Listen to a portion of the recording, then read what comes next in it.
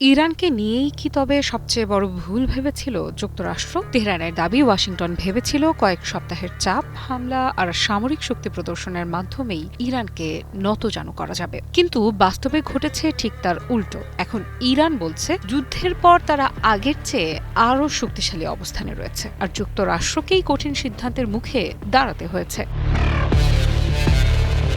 ইরানের ইসলামী বিপ্লবী গার্ড বাহিনী বা আইআরজিসির শীর্ষ কমান্ডার ইয়াদুল্লাহ জাভানি এমনই দাবি করেছেন। সম্প্রতি ইরানকে দেয়া এক সাক্ষাৎকারে তিনি বলেন, ইরানের শত্রুরা দেশটির সক্ষমতা এবং প্রতিরোধের শক্তিকে ভুলভাবে মূল্যায়ন করেছিল। তারা মনে করেছিল যুদ্ধ চাপিয়ে দিয়ে দ্রুত বিজয় অর্জন করা সম্ভব হবে, কিন্তু সেই হিসেব মেলেনি।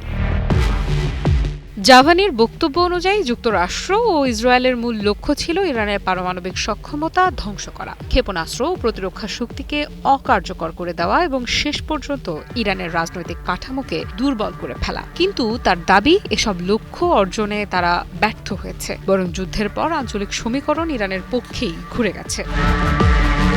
তাহলে কি এমন ঘটেছে যার কারণে ইরান এতটা আত্মবিশ্বাসী? জাভানের মতে, হামলার জবাবে ইরানের সশস্ত্র বাহিনী ধারাবাহিকভাবে ক্ষেপণাস্ত্র ও ড্রোন হামলা চালায়। শুধু ইসরায়েল নয়, পুরো অঞ্চলে থাকা মার্কিন সামরিক স্থাপনা এবং স্বার্থ সংশ্লিষ্ট লক্ষ্যবস্তুকেও তারা বার্তা দিতে সক্ষম হয়েছে। আইআরজিসির এই কর্মকর্তা আরও দাবি করেন, বর্তমানে হরমুজ প্রণালীর ওপর ইরানের প্রভাব আগের যে কোনো সময়ের চেয়ে বেশি। তার ভাষায়, প্রায় ৫০০ বছর পর ইরান এমন একটি অবস্থানে পৌঁছেছে যা দেশটির জনগণের ন্যায্য অধিকার। এই মন্তব্যের মাধ্যমে তিনি মূলত বোঝাতে চেয়েছেন পারস্য উপসাগর এবং বিশ্বের অন্যতম গুরুত্বপূর্ণ জ্বালানি রুটের ওপর তেহরানের কৌশলগত গুরুত্ব এখন আরও বেড়েছে। জাভানি বলেন, বর্তমান পরিস্থিতিতে ইরান নিজেকে বিজয়ী এবং সুবিধাজনক অবস্থানে দেখছে। এমনকি সংকট নিরসনের জন্য নিজেদের শর্ত ইতোমধ্যে ঘোষণা করেছে তেহরান। তার দাবি, এখন সিদ্ধান্ত নেওয়ার পালা যুক্তরাষ্ট্রের।